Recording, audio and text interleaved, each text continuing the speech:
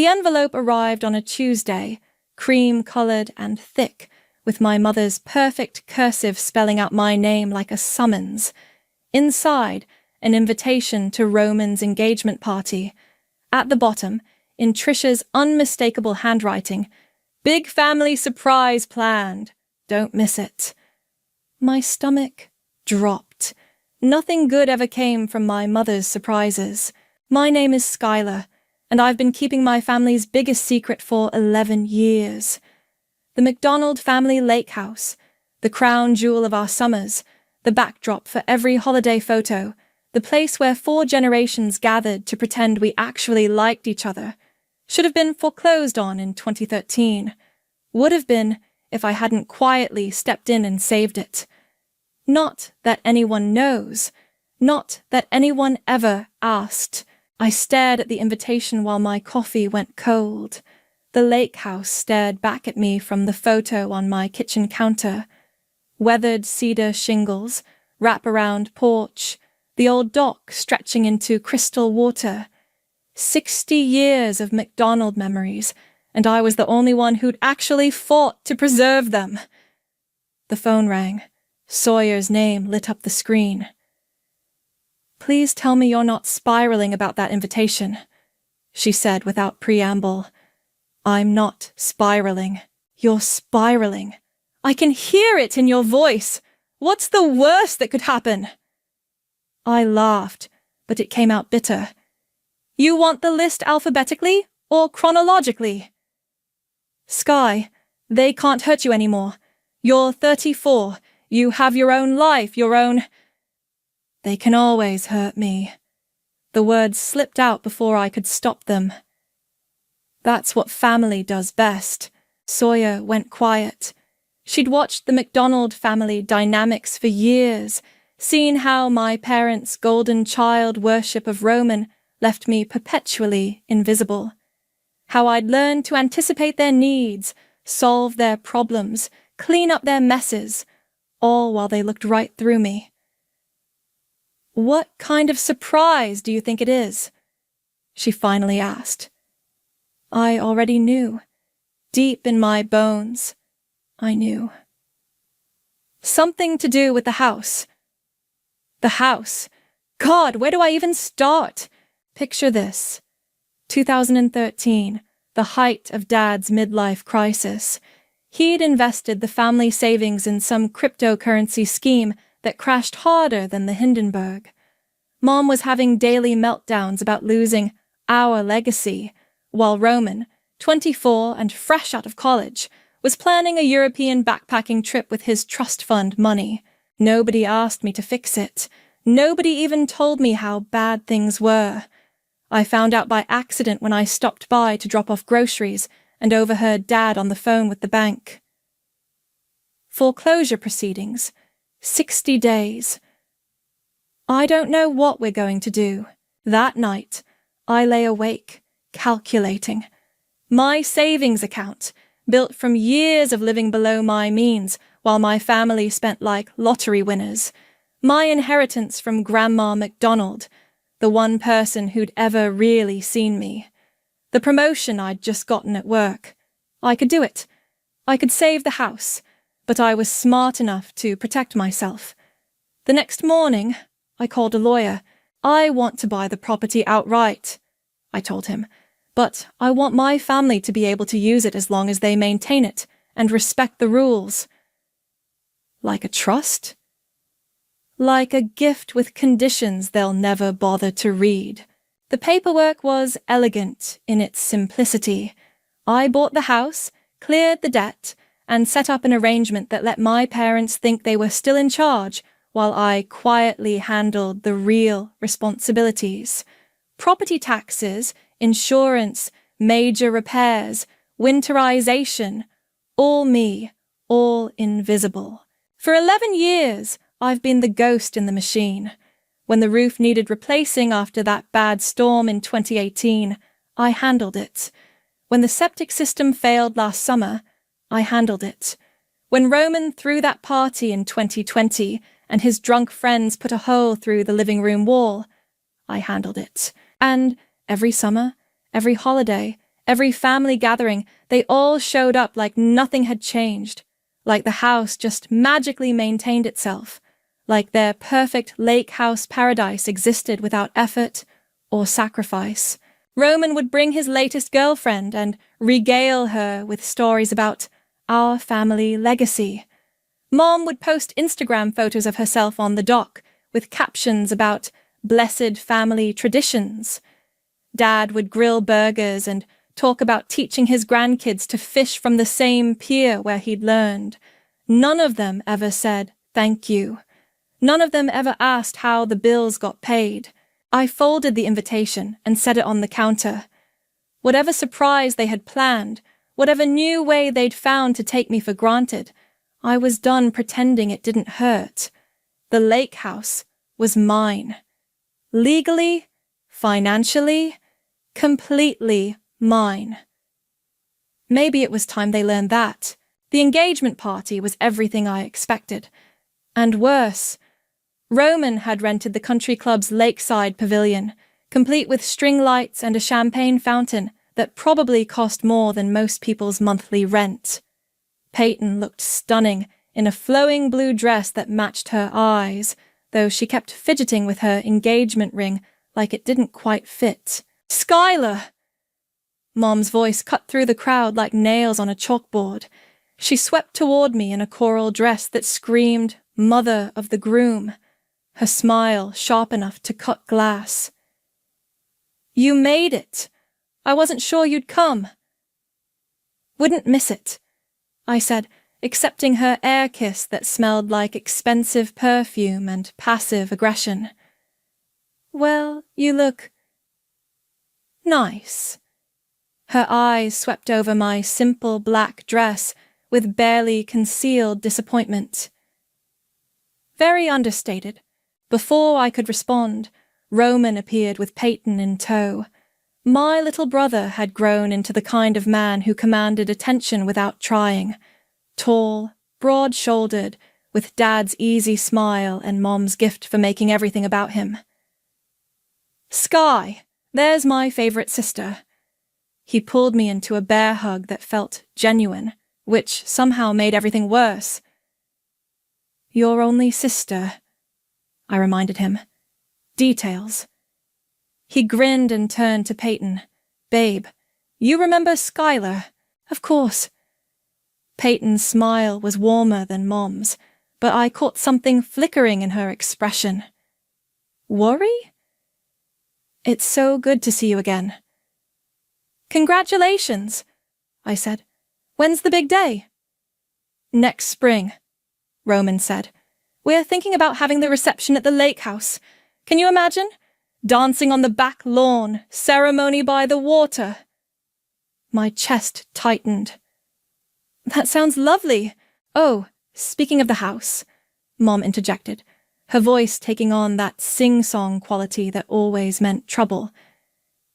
"We should probably talk about your involvement there." "My involvement?" "Well, you do spend an awful lot of time there, almost like you think it's yours." She laughed, but her eyes stayed cold. "Some people might find that a bit presumptuous." The words hit like a slap. Around us, conversations continued, glasses clinked, people laughed, normal party sounds while my mother casually gutted me in public. "I'd just like to help," I managed. "Of course you do, sweetheart. You've always been so helpful." The way she said it made helpful sound like a character flaw. Sawyer materialized at my elbow like she had radar for my distress. "Trisha, what a beautiful party. You must be so proud." "Oh, we are.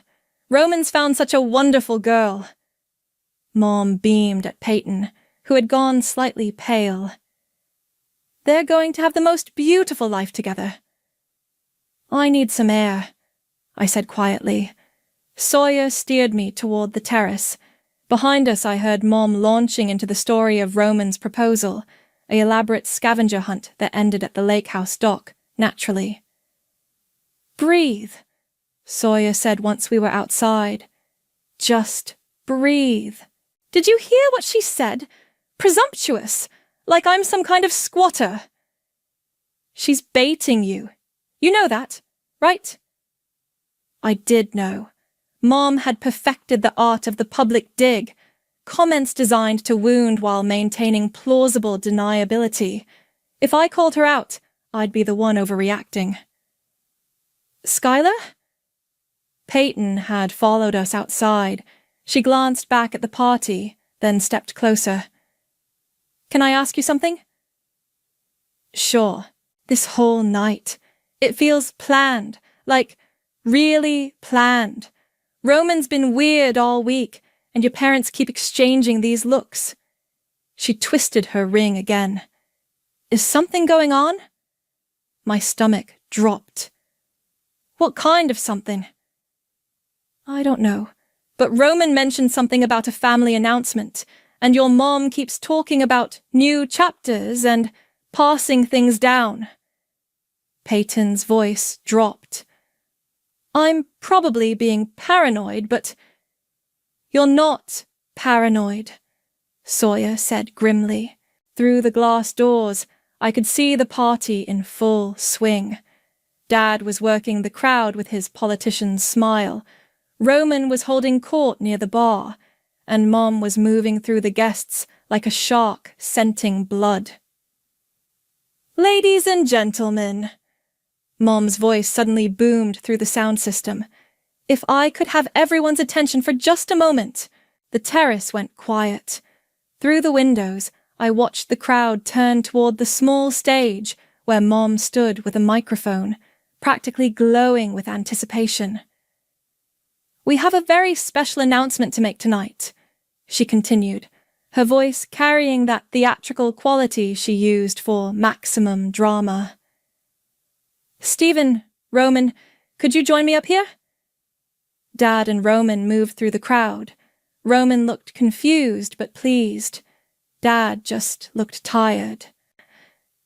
This is it, Peyton whispered. Whatever it is, this is it. My hands started shaking.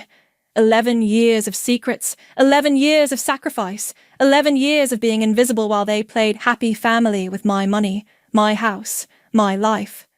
Mom raised the microphone again, her smile brilliant and terrible. Tonight, we're not just celebrating Roman and Peyton's engagement. We're also celebrating a very special gift. Stephen and I have decided to give Roman and Peyton the most wonderful wedding gift, Mom announced, her voice carrying across the silent pavilion. We're giving them the lake house. The crowd erupted in gasps and applause. Someone whistled. I heard Aunt Patricia exclaim, "Oh my goodness!" from somewhere near the champagne fountain. Roman's face lit up like Christmas morning. Are you serious? Mom, Dad, this is... wow! I don't know what to say. Say you'll take good care of it, Dad said, clapping him on the shoulder. 4 generations of McDonald's have made memories there. We absolutely will, Peyton said, though she looked stunned. This is so generous. I can't believe... Now, of course, Mom interrupted, her smile turning razor sharp. Skylar spends so much time there. She might feel a bit displaced, but I'm sure Roman won't mind if she wants to rent it occasionally. For a fair price, naturally. The laughter that followed felt like acid in my veins. Rent it. Rent my own house. The house I'd saved, maintained, and paid for while they all played pretend. That's so sweet of you to think of Skylar, someone called out. More laughter rippled through the crowd. I stood frozen on the terrace, watching my family's performance through the glass. 11 years of sacrifice reduced to a punchline. 11 years of being invisible. And now I was the comic relief. Sky. Sawyer's voice seemed to come from underwater. Sky, you need to... I need to what? The words came out steady, which surprised me. Stand there and smile while they give away my house? Peyton spun around. Your house? What do you mean your house? Inside, Roman was still basking in congratulations. Mom was telling someone about their generous hearts and family legacy. Dad was nodding along like he actually believed it. My hands had stopped shaking. Something cold and clear was settling over me, like ice forming on a lake. Skylar, Peyton pressed. What did you mean? I looked at her, really looked at her. Sweet Peyton, who was about to marry into this circus without knowing the truth, who was standing there grateful for a gift that wasn't theirs to give. I meant exactly what I said. I walked back into the pavilion.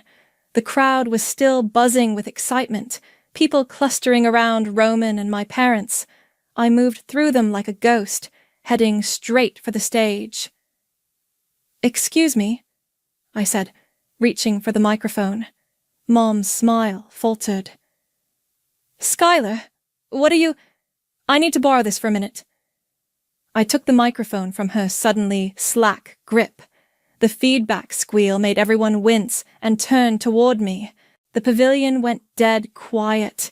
60-some faces stared at me expectantly, probably thinking I was about to give some touching speech about family and tradition. Hi, everyone, I said, my voice carrying clearly through the sound system. I'm Skylar, for those who don't know me, Roman's sister. A few polite smiles. Roman looked confused but encouraging, like he thought I was about to toast him. I just wanted to clarify something about this generous gift my parents just announced. I paused, looking directly at Mom. Her face had gone pale. The thing is, they can't actually give Roman the lake house. Murmurs started up. Dad stepped forward. Skylar, what are you— They can't give it to him because they don't own it. My voice stayed calm, conversational even.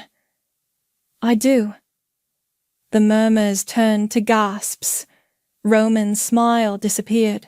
I bought the house in 2013 when Mom and Dad were about to lose it to foreclosure. Paid off their debts, handled the transfer, and I've been maintaining it ever since. Property taxes, insurance, repairs. All me. For 11 years. That's not— Mom started. I have the deed in my purse if anyone wants to see it. I reached into my bag and pulled out the folded documents I'd brought, just in case. Along with 11 years of receipts, bank statements and maintenance records, the silence was deafening. Roman stood frozen on the stage, his face cycling through confusion, disbelief, and something that might have been horror. So while I appreciate the thought, I continued, they can't give Roman something that's already mine, though I suppose if he wants to rent it occasionally, we could discuss fair market rates. I handed the microphone back to Mom, whose mouth was opening and closing like a fish. Congratulations on your engagement, Roman. Peyton, you look beautiful tonight. I turned to walk away, but Mom's voice stopped me. How dare you? Her words were barely a whisper, but the microphone picked them up. How dare you embarrass this family? Embarrass your brother on his special night? I turned back. The crowd was riveted, phones probably already recording. Embarrass the family? I asked. Mom, you just tried to give away my house in front of 60 people. If anyone should be embarrassed, it's not me. Roman finally found his voice. Sky, this has to be some kind of mistake. The house has been in our family for— It still is in our family, Roman. It's just in my name now. Has been for over a decade. The crowd was buzzing like a disturbed beehive. I could see Aunt Patricia near the back, her eyes wide with what looked like vindication rather than shock. Dad stepped up to the microphone. Everyone, I think there's been a misunderstanding. No misunderstanding, Dad. Just 11 years of you assuming someone else would handle your problems while you took credit for the solution. I walked toward the exit, my legs somehow steady despite the earthquake I'd just triggered. Behind me, voices erupted. Questions, accusations, demands for explanation. Sawyer caught up with me in the parking lot. "Holy shit, Sky, you actually did it!" "Yeah." I fumbled for my car keys. "I actually did it." "How do you feel?" I thought about it as I unlocked my car. How did I feel? Terrified, exhilarated, sick, powerful. "Ask me tomorrow," I said. My phone started ringing before I even made it home. Roman's name flashed on the screen. I let it go to voicemail. Then it rang again. And again. By the time I pulled into my driveway, I had 7 missed calls and a string of increasingly frantic texts. "Sky, what the hell just happened?" "Call me back now." "This is insane. We need to talk." "Mom is losing her shit. Dad won't even speak." I poured myself a glass of wine and sat on my couch, staring at my phone. Part of me wanted to call him back, to explain, to somehow make this easier. But the bigger part, the part that had been silent for 11 years, was done explaining. The doorbell rang at 9:30.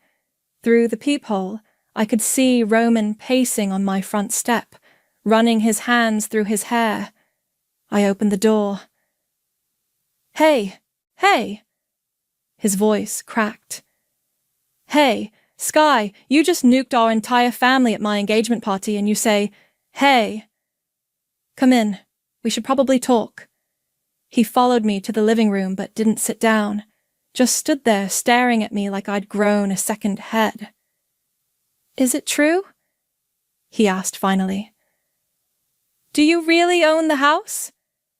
I pulled the deed from my purse and handed it to him.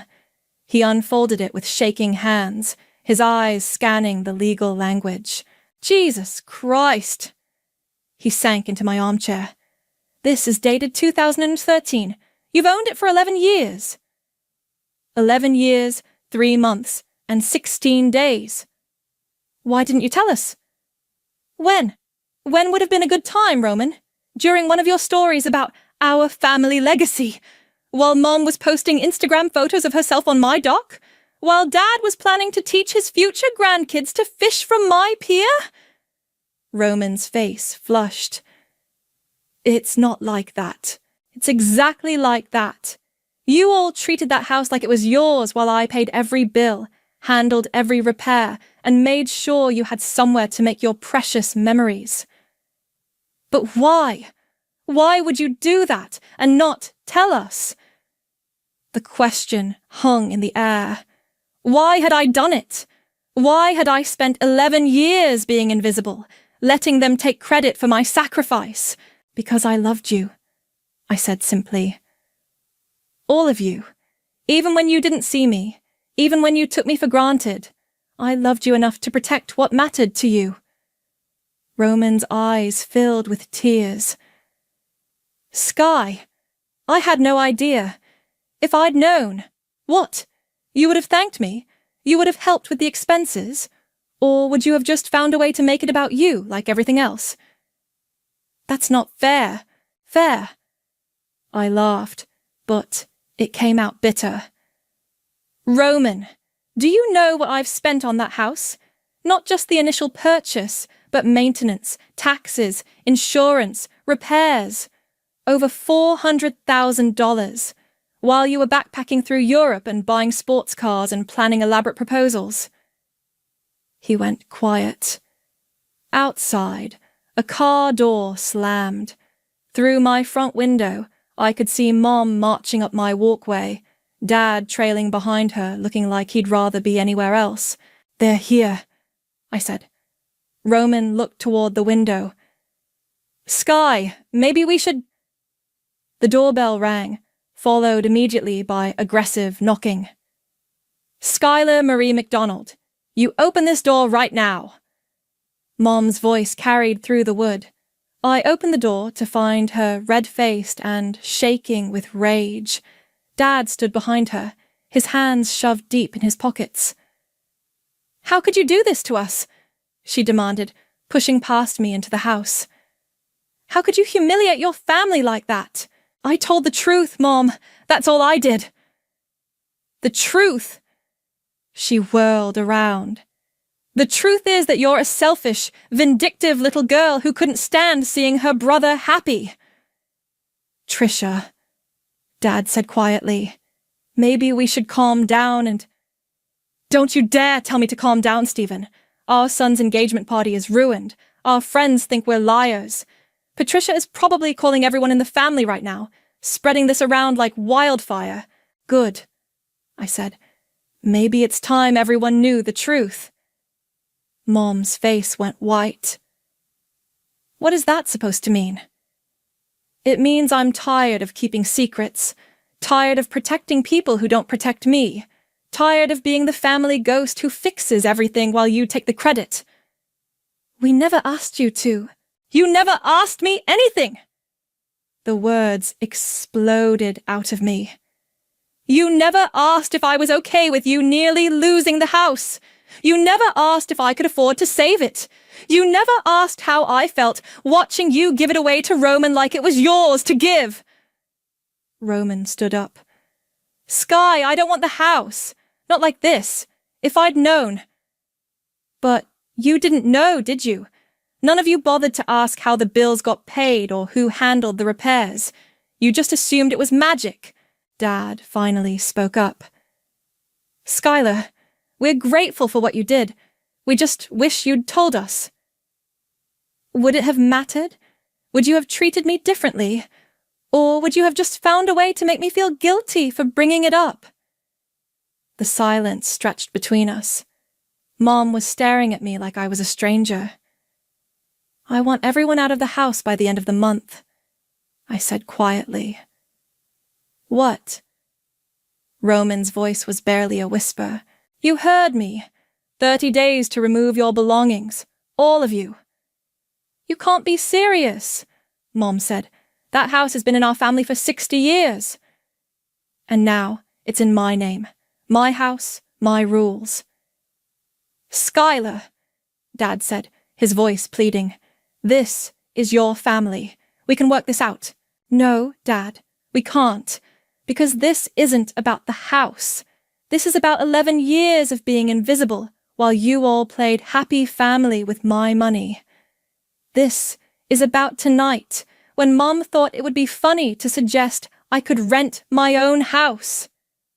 I walked to the front door and opened it.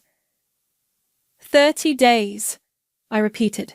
"And if anyone tries to damage the property or remove anything that's not clearly personal belongings, I'll call the police." They filed out in stunned silence. Roman was the last to leave, pausing in the doorway. "Sky, I'm sorry. I really am." "I know you are, Roman. But sorry doesn't fix 11 years. I closed the door and leaned against it, my heart pounding. Through the window, I watched them get into their cars and drive away. My phone buzzed with a text from Sawyer. "How are you holding up?" I typed back. "Ask me in 30 days. The next morning brought a text from Aunt Patricia. "Coffee? We need to talk." I found her at our usual cafe, already nursing what looked like her second espresso. Patricia was Mom's older sister, but where Mom was all sharp edges and calculated drama, Patricia had always been more direct. Blunt, even. "Well," she said as I sat down, "that was quite a show last night." "I'm sure the whole family's talking about it." "Oh, honey, they're doing more than talking. Your mother called me at 6 a.m., practically hyperventilating." Patricia leaned forward. "But here's the thing. I'm not surprised." "You're not?" "Skylar, I've watched your family dynamics for years. I've seen how they treat you, how they take you for granted. What surprises me is that it took you this long to snap. The barista called my name. I retrieved my latte, grateful for the momentary distraction. There's something else, Patricia said when I sat back down. Something your mother doesn't want anyone to know. What do you mean? That financial crisis in 2013. It wasn't just bad investments. Tricia had been dipping into your grandmother's trust fund for years. Small amounts at first, then bigger ones. She was supposed to be managing it for the family, but she was using it like her personal piggy bank. My coffee suddenly tasted like ash. Are you serious? Dead serious. I have the bank statements to prove it. She's been covering it up ever since, moving money around, hoping no one would notice. Does Dad know? I doubt it. Stephen's always been willfully blind when it comes to your mother's creative accounting. My phone buzzed.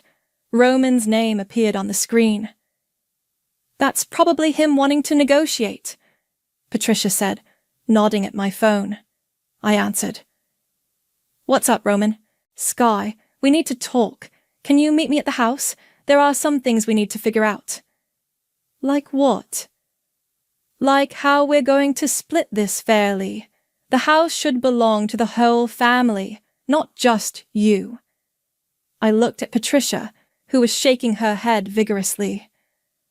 Roman, I bought the house, with my money. It's not a family asset to be split. But it's been our family home for decades. You can't just kick us out because you have some paperwork. I can, actually. That's exactly what ownership means. This is insane, Sky. You're tearing apart our family over money. I'm not tearing apart anything. I'm just done pretending that my sacrifice doesn't matter. I hung up and looked at Patricia. He wants to negotiate. Of course he does. Roman's never been told no in his entire life. She pulled out her phone. But before you make any decisions, you should see this. She showed me a Facebook post from one of Roman's friends. Can't believe what happened at Roman's party last night. His sister is trying to steal their family house. Some people have no shame. The comments were brutal. People calling me greedy, selfish, a family destroyer. Someone had even shared a photo of me from the party with the caption, "This is what entitlement looks like." It gets worse, Patricia said, scrolling down. Your mother's been busy this morning. She showed me Mom's post. Heartbroken by recent family events. Sometimes the people closest to you are the ones who hurt you most, praying for healing and forgiveness. The comments were full of support for Mom, people offering prayers and asking what happened. She was playing the victim perfectly. She's good at this, I said. She's had years of practice, but Skylar, you need to know, I'm on your side. What you did took courage. My phone rang again. This time it was Peyton. Skylar, I'm so sorry to bother you, but I'm at the house with Roman and there's a problem. What kind of problem? He's loading furniture into a truck. Says he's taking his share before you can stop him. I was already standing up. I'll be right there. The drive to the lake house took 20 minutes that felt like hours. When I pulled into the driveway, I found Roman's truck backed up to the front porch, loaded with furniture. He was carrying out the antique dining room table, the one that had belonged to my great-grandmother. What the hell are you doing? I called out. Taking what's mine, he said, not stopping. This stuff has been in our family for generations. Put it back, Roman. No? You want to play hardball? Fine, but I'm not leaving empty-handed. Peyton stood on the porch, wringing her hands. I tried to stop him, but he won't listen. I pulled out my phone and dialed 911. What are you doing? Roman demanded. Calling the police. You're stealing from my property. You wouldn't. Try me." He stared at me for a long moment, then slowly set down the table. "You've really changed, Sky. This isn't who you used to be. You're right. I used to be someone who let people walk all over her. I'm not that person anymore." A police cruiser pulled into the driveway. Officer Martinez got out, looking between us with the weary expression of someone who'd dealt with family disputes before. "What's the situation here?" he asked. I showed him the deed and explained the situation. Roman tried to argue that the furniture was family heirlooms, but the officer was clear. Without proof of ownership, everything in the house belonged to me. "I'm going to need you to put everything back," Officer Martinez told Roman. "This is ridiculous," Roman muttered, but he started unloading the truck. When he finished, he turned to me. "You know what, Sky? Keep it all. Keep the house, keep the furniture, keep your precious victory. But don't expect to have a family when this is over." He got in his truck and drove away, leaving Peyton standing on the porch. "I'm sorry," she said quietly. "He's not handling this well." "Are you okay?" She nodded, but her eyes were red. I never expected our engagement to start like this. Peyton, can I ask you something? Did you know about their financial problems in 2013? No. Roman never mentioned anything like that. She paused. But there have been other things, little things that didn't add up, like how they always seemed to have money for trips and parties, but Roman mentioned they couldn't afford to fix the roof a few years ago. Because I fixed the roof. Oh. Understanding dawned in her eyes. "Oh, Skylar, how long has this been going on?" 11 years, she sat down on the porch steps. "No wonder you're angry." "I'm not just angry, Peyton. I'm done. Done being invisible. Done being taken for granted. Done pretending that love means letting people use you." She nodded slowly. "For what it's worth, I think you're brave. What you did last night, it took guts." "Thanks. That means more than you know." As she walked to her car, I stood on the porch of my house. Really, my house, and looked out at the lake. The water was calm, reflecting the afternoon sky like a mirror. For the first time in 11 years, I felt like I could breathe. The harassment started 3 days later. First, it was the phone calls. Unknown numbers at all hours, hanging up when I answered. Then came the social media posts. Roman's friends sharing family loyalty memes with pointed captions. Someone created a fake Facebook account using my photo and posted about being a greedy sister who steals from family. I was deleting the latest round of nasty comments when Sawyer called. "Have you seen the neighborhood app?" she asked without preamble. "No. Why?" "Someone posted your address with a story about you stealing a family home from your disabled veteran brother." "Roman's not a veteran. He's never even been in the military." "I know that. You know that. But the internet doesn't care about facts." I pulled up the app on my phone. Sure enough, there was my address with a sob story about how I'd manipulated legal documents to steal from my hero brother who served our country. The comments were already piling up, people calling me a disgrace, threatening to teach me a lesson about family values. "This is insane," I muttered. "It gets worse. Someone threw eggs at your house last night. Mrs. Chen next door caught it on her security camera." I looked out my front window. Sure enough, dried egg residue streaked down my garage door. "I'm calling the police." "Already did. They're sending someone over." An hour later, Officer Martinez was back in my driveway, taking photos of the egg damage and reviewing Mrs. Chen's security footage. "Can you think of anyone who might be behind this harassment campaign?" he asked. Before I could answer, my phone rang. Mom's name flashed on the screen. "Skylar, we need to talk," she said when I answered. Her voice was different, shaky, desperate. "I'm kind of busy right now, Mom." "Please, I'm at the coffee shop on Main Street. Just give me 10 minutes. Against my better judgment, I agreed to meet her. Officer Martinez said he'd file a report and increase patrols in my neighborhood.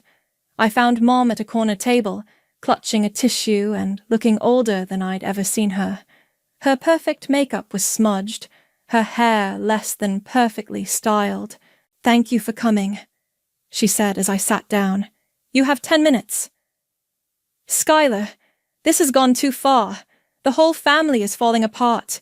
Your father isn't speaking to me. Roman's friends are posting horrible things online, and Patricia is telling everyone about—" She stopped abruptly.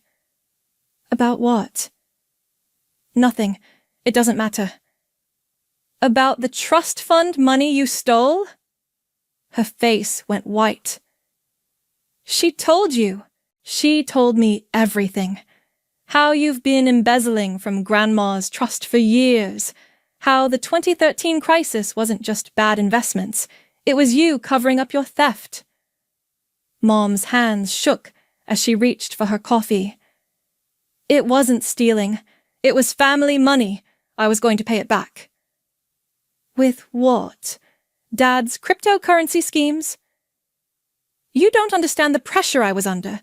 Keeping up appearances, maintaining our lifestyle, making sure you kids had everything you needed. Everything we needed? Mom, I've been supporting myself since I was 18. Roman's the only one who got everything handed to him." "That's not true." "Isn't it? When's the last time you asked how I was doing? When's the last time you celebrated one of my achievements? When's the last time you treated me like I mattered?" She was crying now, mascara running down her cheeks. "You've always mattered. You're my daughter. No, I'm your safety net, the responsible one who cleans up everyone else's messes while you focus on your golden child." "Skylar, please, I'm begging you, don't destroy our family over this." "I'm not destroying anything. I'm just done being invisible." I stood to leave, but she grabbed my arm. "If you go through with this, if you kick us out of the house, I'll make sure everyone knows what kind of person you really are." "What kind of person is that, Mom?" "The kind who abandons her family when they need her most." I pulled my arm free. The kind who finally learned to value herself. That evening, I was sorting through files at the lake house when I heard a car in the driveway. Through the window, I saw Roman getting out of his truck. Alone this time. I met him at the front door. "What do you want, Roman?" "I want to apologize. For today, for yesterday, for all of it." He looked exhausted. "Peyton made me realize how badly I've screwed this up." "Okay.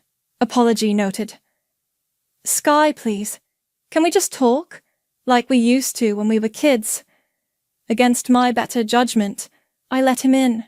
We sat in the living room where we'd played board games as children, where we'd watched movies during summer storms.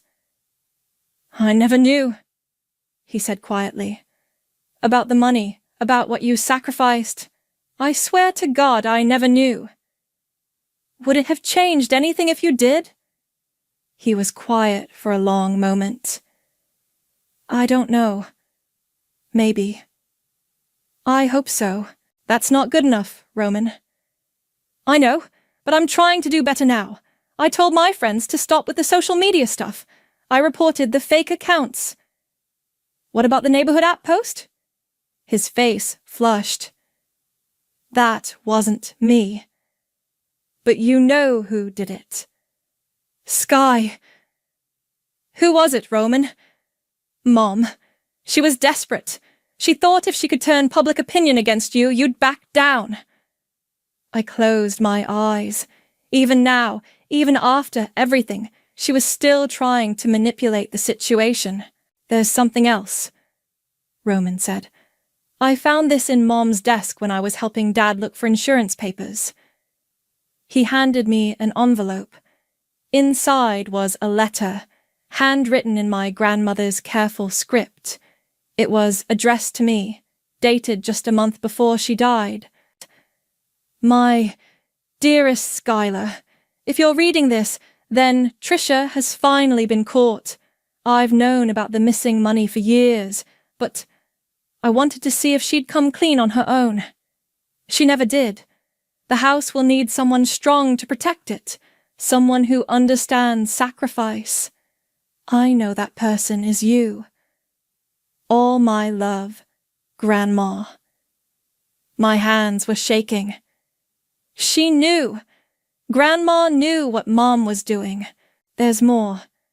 Roman pulled out a bank statement. This is from Grandma's account. She left you more money than anyone realized, enough to buy the house twice over. Mom's been hiding it. I stared at the numbers on the page. My inheritance wasn't just the small amount I'd thought. It was substantial, enough to change everything. Why are you showing me this? I asked. Because it's the right thing to do. And because I'm tired of being part of Mom's lies. Outside, gravel crunched in the driveway. Through the window I could see headlights approaching. Are you expecting someone? Roman asked. I wasn't. But as the car got closer, I recognized the silhouette behind the wheel. Mom had come to the lake house, and something told me this wasn't going to be a friendly visit. Mom's car door slammed with enough force to rattle the windows. Through the glass, I watched her march toward the house, her face twisted with rage. Dad emerged from the passenger side, moving slower, his shoulders slumped in defeat. She looks pissed, Roman muttered. The front door flew open without a knock. Mom stormed in like she owned the place, which was exactly the problem. How dare you turn my own son against me? She screamed, pointing at Roman. How dare you poison him with your lies? Mom, calm down, Roman said, standing up. Nobody poisoned me with anything. She showed you those papers, didn't she? Filled your head with nonsense about money and inheritance. Mom's eyes were wild, her carefully maintained composure completely shattered. It's all lies, Roman. She's manipulating you just like she's manipulated this entire situation. Dad finally spoke from the doorway. Trisha, that's enough. Don't you dare take her side, Stephen. Not now. I'm not taking anyone's side. I'm just tired of the lies. Dad's voice was quiet but firm. Patricia showed me the bank statements, Trisha. I know what you did. Mom's face went white. Stephen. $47,000. That's how much you stole from your mother's trust fund over the years. It wasn't stealing. It was family money. It was Skylar's inheritance. Money your mother specifically left for her. Dad looked at me with something that might have been shame. Money that could have prevented this whole mess if you'd just been honest. Honest! Mom laughed, but it came out shrill and desperate. You want to talk about honest? Let's talk about how your precious daughter has been holding this house over our heads for 11 years. Let's talk about how she's been playing God with our family, deciding who gets to use what and when. I never held anything over anyone's head, I said. I just paid the bills and kept my mouth shut. Because you wanted control. You wanted to be the hero, the savior, the one we all had to thank. If I wanted thanks, don't you think I would have told you what I was doing? Mom turned to Roman. Can't you see what she's doing? She's tearing our family apart because she's jealous. Jealous that you're getting married. Jealous that you're happy. Jealous that everyone loves you more than they love her. Roman's face hardened. Stop it, Mom. It's true. She's always been jealous of you, ever since you were born. She can't stand that you're the favorite. Maybe I'm the favorite because you made me the favorite. Roman's voice cracked. Maybe I got all the attention because you gave it to me while ignoring Sky completely. That's not... It is true. God, Mom, when's the last time you asked Sky about her job, her life, her dreams? When's the last time you celebrated anything she accomplished? Mom's mouth opened and closed like a fish gasping for air. I'll tell you when, Roman continued. Never. Because you were too busy making everything about me, and I was too selfish to notice. Roman, please. No, I'm done. Sky saved our house, maintained it for 11 years, and never asked for credit. And your response was to try to give it away to me like it was yours to give. He shook his head. I'm ashamed of us. All of us. Mom turned back to me, her desperation palpable. Skylar, please, I'm your mother. Doesn't that mean anything to you? It used to, I said quietly. But you've spent 34 years showing me exactly how much I mean to you. That's not fair. Fair. Mom, you just spent the last week trying to destroy my reputation online. You posted my address on neighborhood apps with lies about me stealing from a veteran. You've turned half the family against me with your victim act. I was protecting our family's reputation. You were protecting yourself, just like you always do. Dad stepped forward. Trisha, we need to go. Now. I'm not leaving until she agrees to be reasonable about this house. The house is mine, I said. Legally, financially, completely mine. There's nothing to negotiate. But we're family. Family doesn't steal from each other. Family doesn't lie and manipulate and throw each other under the bus when things get difficult. Mom's face crumpled. For a moment she looked genuinely broken. Skylar, I'm sorry. I'm so sorry for everything. Please don't do this. Please don't kick us out. You have 27 days left, I said. I suggest you use them to pack. And if we don't? Then I'll have you removed. Mom stared at me like she was seeing a stranger. Maybe she was. The old Skylar would have caved by now, would have found some compromise that let everyone save face while she absorbed the cost. But the old Skylar was gone. Fine, Mom said, her voice turning cold. Keep your precious house, but don't expect to be welcome at family gatherings anymore. Don't expect Christmas cards or birthday calls. Don't expect anything from us ever again. I stopped expecting things from you years ago, Mom. She turned and walked toward the door, Dad following behind her. At the threshold, she paused. You'll regret this, Skylar. Someday you'll realize what you've thrown away. And it'll be too late, maybe. But at least I'll regret it with my dignity intact. After they left, Roman and I sat in silence for a long time. The house felt different somehow, lighter, but also emptier. So what happens now? He asked finally. Now I change the locks. Tomorrow I start fresh. And us? What happens to us? I looked at my little brother. Really looked at him. For the first time in years, I saw genuine remorse in his eyes. That's up to you, Roman. But if you want a relationship with me, it has to be real. No more golden child act. No more taking me for granted. We start over as equals, or we don't start over at all. He nodded slowly. I'd like that. Starting over, I mean. Good. But first, you need to help me with something. What? I pulled out my phone and showed him the locksmith's number I'd already looked up. Help me change these locks. It's time to make this official. As we waited for the locksmith to arrive, I stood on the porch looking out at the lake. The water was still, reflecting the last light of sunset like a mirror. For the first time in 11 years, I felt like I was home.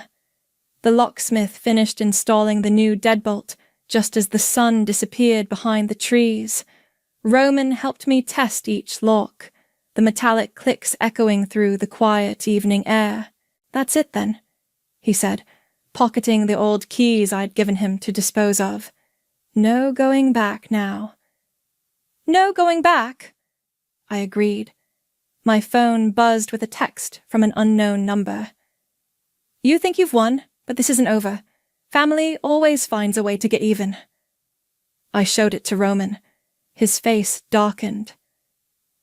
"That's not from me," he said quickly. "I swear." "I know. It's probably one of Mom's flying monkeys." "What are you going to do?" "Nothing. Let them waste their energy on empty threats." I deleted the message. "I'm done giving power to people who don't deserve it." Roman's phone rang. Peyton's name appeared on the screen. "Hey, babe," he answered. "Yeah, we're just finishing up." "What? Are you serious?" His face went pale. "We'll be right there." He hung up and turned to me. "Mom's at Peyton's apartment. She's been there for 2 hours, crying on the doorstep, begging Peyton to convince me to come to my senses." "Jesus, Peyton's afraid to leave her there, but she doesn't know what to do. Mom keeps saying she's going to wait until I come home." I grabbed my keys. "Come on." "Where are we going?" "To end this." The drive to Peyton's apartment complex took 15 minutes. We found Mom's car parked crooked across 2 spaces, and Mom herself sitting on the concrete steps leading to Peyton's building. She looked up when she heard our footsteps, her face streaked with mascara. "Roman! Thank God! I knew you'd come." Peyton appeared in the doorway above us, looking exhausted and uncomfortable. "I'm so sorry," she called down. "I didn't know what else to do." "It's okay," I called back. "We'll handle this." Mom struggled to her feet, swaying slightly. "Roman, please, you have to listen to me. Your sister is destroying our family." "Mom, you're drunk," Roman said quietly. "I'm not drunk. I'm devastated. My own children are abandoning me." "We're not abandoning you. We're just not enabling you anymore." "Enabling?" Mom's voice rose. "I gave you everything. I sacrificed everything for this family." "What did you sacrifice, Mom?" I asked. "Because from where I'm standing, it looks like I'm the one who did all the sacrificing." "You don't understand. You've never understood what it's like to be responsible for everyone else's happiness. Actually, I understand that perfectly. I've been responsible for everyone else's happiness for 11 years. The difference is, I never made anyone else pay the price for it." Mom turned to Peyton, who was still standing in the doorway. "Peyton, please, you're going to be part of this family. Help me make them understand." Peyton came down the steps slowly. "Mrs. McDonald, I think you should go home. Sleep this off. Maybe things will look different in the morning." "Things won't look different. She's taking away our home." "It was never your home," I said. "It was mine. I bought it, I maintained it, I protected it, and I'm done pretending otherwise." "But where will we go for holidays? Where will we make memories?" "You'll figure it out, the same way millions of other families do." Mom's face crumpled again. "I never meant for it to go this far. I wanted Roman to have something special, something that showed how much we love him. You could have shown him love without stealing from me," I said. "You could have been honest about the financial problems. You could have asked for help instead of just taking what you needed. Would you have helped? You'll never know, will you? Because you never asked. Roman stepped between us. Mom, this has to stop. The manipulation, the guilt trips, the attempts to turn everyone against each other. It's over. So you're choosing her over me. I'm choosing honesty over lies. I'm choosing accountability over blame. I'm choosing to be better than I've been. Mom looked between us, seeming to finally understand that her usual tactics weren't working.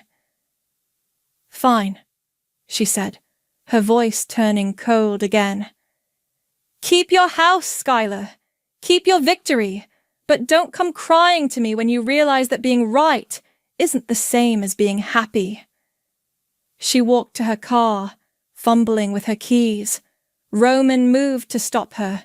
Mom, you shouldn't drive. Let me call Dad to pick you up. Don't you dare call your father. He's already chosen sides. There are no sides, Mom. There's just the truth. She got in her car and drove away, leaving us standing in the parking lot. That was brutal, Peyton said, coming down to join us. It was necessary, I replied. Roman put his arm around Peyton. I'm sorry you got dragged into this. I'm not. I needed to see it. All of it. She looked at me. Skylar, I want you to know, whatever happens with the family, you'll always be welcome in our lives, in our home. Thank you. That means everything. My phone buzzed with a text from Sawyer. Saw the drama on social media. You okay? I typed back. Better than okay, free. Roman walked me to my car. So, what's next? Are you really going to sell the house? I'm thinking about it. Or maybe I'll keep it and rent it out to strangers, people who will appreciate it without taking it for granted. And us? The family. There is no us anymore, Roman. Not the way there used to be. But maybe that's not a bad thing. Maybe we can build something better from scratch. He nodded. I'd like that. Good, but it starts with you taking responsibility for your part in all this. No more golden child act. No more letting Mom fight your battles. Deal. I drove home through empty streets, past houses where families were probably having normal dinners, normal conversations, normal problems. For the first time in my adult life, I felt like I could have that too. Normalcy without the constant undercurrent of resentment and obligation. At home, I poured myself a glass of wine and sat on my couch, looking at the lake house deed on my coffee table. Tomorrow, I'd start the process of listing it. Not because I had to, but because I wanted to, because it was my choice to make. My phone rang. Patricia's name appeared on the screen. How did it go? She asked. It's over. Really over this time. Good. You did the right thing, Skylar. It took courage. It took 11 years of being a doormat first. Better late than never. And for what it's worth, your grandmother would be proud. After we hung up, I walked out onto my back deck and looked up at the stars. The night was quiet except for the distant sound of waves lapping against the shore. I'd lost a family tonight, but I'd gained something more valuable, myself. And for the first time in 11 years, that felt like enough.